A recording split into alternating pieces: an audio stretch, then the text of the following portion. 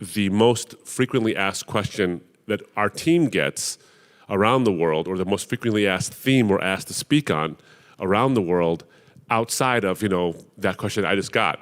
And it has to do with the problem of pain and suffering.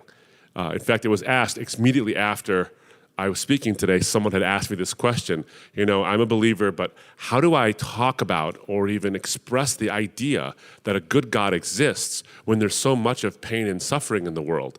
And it's a valid question. It's a deep question. It's a hard question. It's one we can't gloss over. But let me just say this to you. The reality is that if you were to look at professional philosophers, okay, they'll tell you, whether they're Christians or atheists or anything in between, they'll tell you the so-called logical problem of evil, as it was called, is no longer a problem. That's been dealt with, actually. Most philosophers working today, in fact, I would say the vast majority, would say there is no logical incompatibility with a God who is all good and all powerful and the existence of evil. And the reason is because when you think about it logically speaking, what you have to say is that there can be no justification. God can have no justification whatsoever for allowing evil to exist for a greater possible good. But you and I can't possibly say that there's no justification because we don't know everything that a God like that, if he existed, would know. So it can't be logically impossible. There might be morally sufficient reasons for God to allow suffering for a greater good if he's all-powerful, all-knowing, and these kinds of things. So that's sort of gone by the wayside. But what has remained is what's called the probabilistic or the emotional problem of evil. Why is there so much of it? It's one thing to allow some, but why do you allow this much? That's a different question. It's a far different question. I was sitting, I'll give the answer that I often give in the context of a conversation I had with an atheist friend of mine. Now, when we were in school together, we were close, and I was a Muslim then, and he was an atheist, and we didn't talk about matters of faith very much, which is weird for me because I talked about it with everybody, but not him. For some reason, we just didn't talk about it. So he went his way, and I went my way, and then he was coming into town for business, and he calls me up, and he says, "Hey, Abdu, I'm coming to town for business. Pick the fanciest restaurant in Detroit you can find. We'll expense it, and we'll have a great time catching up." And I said, "Great, if you pay, I'll pray." And he's like, "Okay, fine." He sort of rolled his eyes over the phone. I could hear them his eyes rolling. So we got together, and we had a great time. And as we sat down for dinner, we got into things, like family and career and all that stuff. And he wanted to know how I became a Christian, because the reason he found out I was a Christian was that he went to my wedding, which was only a few years before that, and he discovered something was different. He's like, "I think something happened because we're at a church." And he's praying in Jesus' name while he's saying his vows and all this stuff. So he's like, being a sharp guy, he's like, something's different. So he wanted to know how that happened. So I told him all the philosophical and all these things, reasons, and he's like, "Look, my problem is this. How can I believe in a God who is all-powerful and all-good if there's so much evil and suffering in the world? Because if he was all-powerful, he would be able to stop the suffering. If he was all-good, he would want to stop the suffering, but the suffering still exists. So either he's not all-good, or he's not all-powerful, or more likely, he's not even there." That's like dinner conversation. So we began to go into it. Now, one of the things you have to notice here is this, is that when you make the statement that there is so much evil and suffering in the world, whether it's from human interaction, there's a moral evil, like I do something terrible to someone else, someone robs someone murders someone, genocides are committed. You're talking about a moral evil. And so you're positing the existence of an objective morality. You're already saying there's got to be an objective morality, because what you're saying is, as a matter of fact, not a matter of human opinion, it is wrong to kill people without justification. That's what we're saying.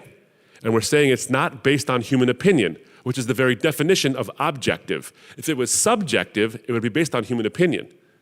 And since we believe in objective values, although not all of us do, but when you posit this problem, you say there's so much suffering and evil, what you're saying is that there's got to be an objective moral standard.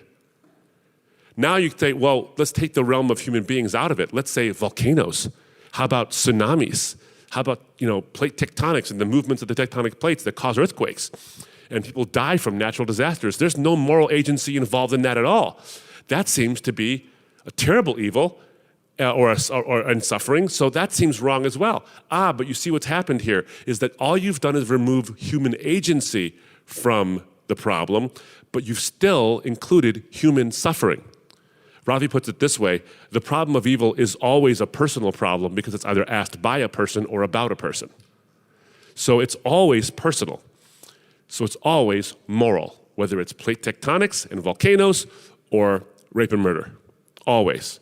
So in every instance, when you posit the problem of evil and suffering, you are always positing the existence of an objective moral value. Evil being the privation or the perversion of the good. So you're assuming evil, therefore you assume good. The only way that good and evil as categories can actually exist on an objective level is if those things exist apart from human opinion. Because if they're based on human opinion, then they're subjective. Do we see that so far? So a classic example is this. In this country, it was legal to own people as property. It was legal, and the majority of people, for a long time, not always, but for a long time, thought it was perfectly moral to own people. Was it? No. Even when everybody thought it was okay, it wasn't okay. Evil is still evil, even if everyone believes it. And good is still good, even if no one believes it. So these are objective truths, which means they have to transcend human existence. Now, here's the problem. Where do you find these things then? Plato talked about this. This was something that the ancient philosophers talked about all the time. Where do you find morality? Where is it? Plato called them the forms. The morality existed out there. Like he thought that good existed apart from God. Like, oh, there's goodness, and the gods are subjected to goodness. But the problem is this. Good can't be just out there. I mean, think about it. There goes goodness. Look how goodness is being. Or look how just justice is being. Or look how kind kindness is. They don't do anything. These are abstract concepts. So an abstract concept can't do anything, which means that if goodness exists, it violates itself because it can't live up to its own standard. Rather, morality only makes sense if it's rooted in persons. See, chairs aren't good. Air isn't good. The number 7 isn't good or bad. But persons are good or bad. So follow me on this. If you need a transcendent source for morality, and transcendent morality needs to be rooted in a person, it can only be rooted in a transcendent person. Who does that sound like? That sounds like God. So the problem of evil doesn't disprove God's existence. The problem of evil actually proves God's existence. Because anytime you're talking about the things in the world that are wrong with it, you have to realize that there is a straight line by which you measure all the bent ones, to quote C.S. Lewis. That's the first level. So my friend and I were talking about, he said, okay, I kind of get that, that's fine. But then the conversation changed. You see, he went on a different tack. And I said, well, one of the ways you can actually talk about suffering as well is that if God exists, then he must be a being, the God I'm talking about. And here's the thing too, people often start at this problem with a misconception of God. They're challenging a conception of God that Christians have never held to. That God is somehow helpless, or God knows stuff, but if he did know stuff, he wouldn't do the things he does. He's kind of like Zeus or like Artemis or whatever it is. And that just doesn't jibe with the Christian message. So I told my friend, essentially, what I believe and what the Bible teaches that God is God is the necessary being. He is the being from whom all other things find their existence. He is the source of all being. And he also is the source of all knowledge and truth. So if that kind of a God exists, you have to prove that it's logically impossible for that God to exist and suffering exist. So here's the problem, is that if the God that I believe in exists, then he's a God who knows everything. He knows all past things. He knows all present things. He knows all future things. And he knows all future possible things. What in philosophy is called a counterfactual. So, give you an example of what I mean. You could have chosen not to come here. You could have decided, you know what, I want to go get dinner and a movie, and I'd rather not hear that guy again. You could have chosen that. And from that decision, a billion other things would have occurred. Billions of things would have occurred. You could have got indigestion. You could have had an argument on the way to the restaurant.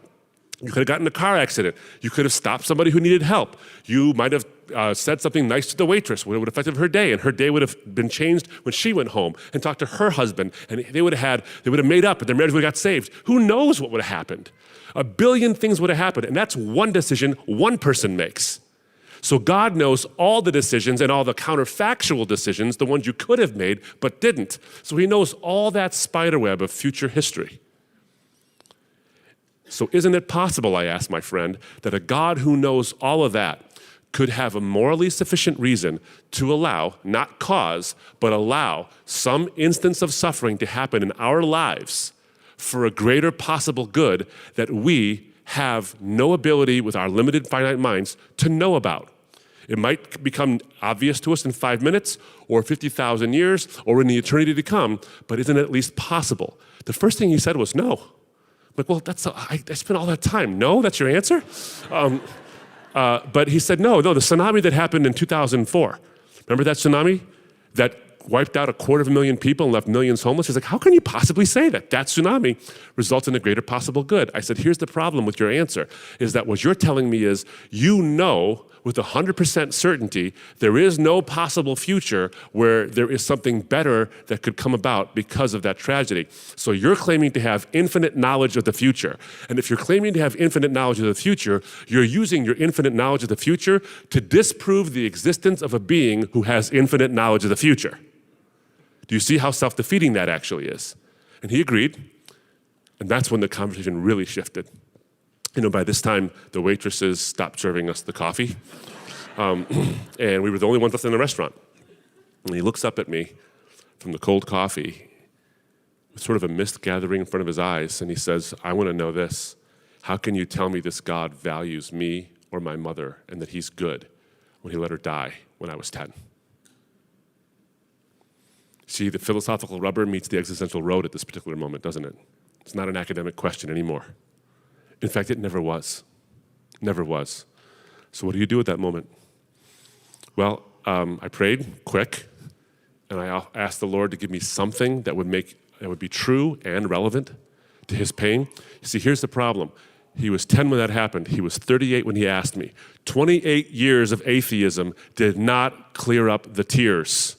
It never gave him fulfillment, because if Dawkins is right, Richard Dawkins is right, one of the most prominent atheists in the world, he says the universe is blind, pitiless, and indifferent. There is no such thing as evil or good, no design, no purpose. All we have is meaningless tragedies and meaningless good fortune. So her death was not a tragedy, it was a meaningless tragedy. He offers him no comfort whatsoever.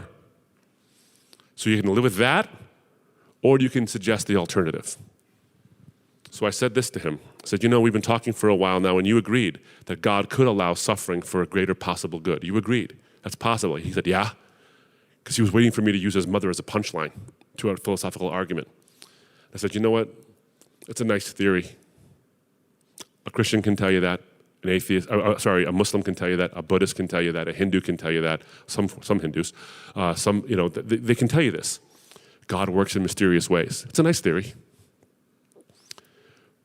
But you've experienced a terrible loss. I have no idea what it feels like to experience that loss. I've lost people, but never someone so close to me, especially at such a tender age. I can't imagine. He called it a life-shaping moment. Of course it was. So, but here's what I want to offer you. That theory is valid, but that's all it is, unless it's backed up by history. And contra to Islam, Judaism, Hinduism, Buddhism, any other ism and schism you can think of, contra to all those worldviews, I don't have a mere theory that gives me a mere glimpse of hope. I have actual fact to back up that God could allow suffering for a greater possible good, because God did allow suffering for the greatest possible good. He let his own son die, not for some theoretical good, but for the greatest good there could possibly be, the salvation of the entire world. He offers that to you, I said, and he offered that to your mother. Then you asked me one other question. You asked me the question about value. You said, how can I know that God values me or my mother? How do you know how valuable anything is? How do you know? It's not rocket science, really. You know, there's these wonderful things in my house, all these, these pictures my kids draw when they were kids, and you say, oh, how beautiful. It's not really, but you say it is because it's your kid, and you put it on and it's like a bad Picasso, and you put it on your refrigerator and all this, and they write you little notes, and my wife sent me stuff, and my wedding video, and my wedding pictures, all valuable. But if there's a fire in my house, I'm getting my wife and my kids, and we're getting out, and I'm not gonna save those things. They're all gonna burn or melt or whatever, because I'm not gonna make my wife a widow or my kids fatherless over those things. I value them, but not that much. But if my wife or my child or my kids are in that house, you better believe it. I will risk everything to save them. You know how valuable something is by what you're willing to pay for it. And a blind, pitiless, indifferent universe does not pay for you. But the immeasurable God paid an immeasurable price to spend an immeasurable eternity with your mother and with you. You can know that you have an objective, immeasurable value because of that. You see, so friends, pain is the signal of value. If you were to go to any other worldview, and they would tell you what is pain all about, a Muslim would tell you it's just a test. It's a test of your faith. When you lose a child, when you lose someone, when you are injured, it's a test to see, are you going to blame God or whatever it is? And there's a validity to that to a point. But when that's all it is, it seems awfully cruel. A Hindu would tell you it's your karma. It's the bad karma from a previous life coming to revisit upon you. But you have to realize something, friend. It's all an illusion. See, you're the divine being. A Buddhist would say the same thing, that all pain is an illusion, and you need to wake up from the illusion of the reality you're living in, because it's not really real. And then when you get rid of that illusion, you'll be free of pain and suffering. And all these things. And an atheist would say basically, tough, get over it. I don't know what to tell you. The problem is none of those things deals with the real issue, does it? Just a test, it seems cruel. If it's an illusion, if your suffering is an illusion, then the person you lost meant nothing. I mean, can you imagine losing someone and then feeling nothing about it? Then that person meant nothing. But if you feel the deep anguish of pain, that means that person actually meant something to you. Pain is the signal of value. That's why you can know you have value, because God himself, in a world where suffering exists, suffers himself for your sake. My buddy looked at me and he said, it's a lot to think about, but man, that's worth believing. So pain and suffering, I don't think, are meaningless. If there's no God, then they are. But I think that you can see that God actually does allow suffering. I can trust that God has allowed suffering in any one of our lives, because God did allow suffering in his own existence for a greater good. We can trust him in that. Why does he allow your particular suffering? I have no idea. I would be insulting you if I told you I knew why. I don't know why he allows mine. But the good news is that because of the suffering he went through, I'll have an eternity to find out. And so will you. And I really can't give you more comfort than that, other than to say there's nowhere else you can go for a better answer than that.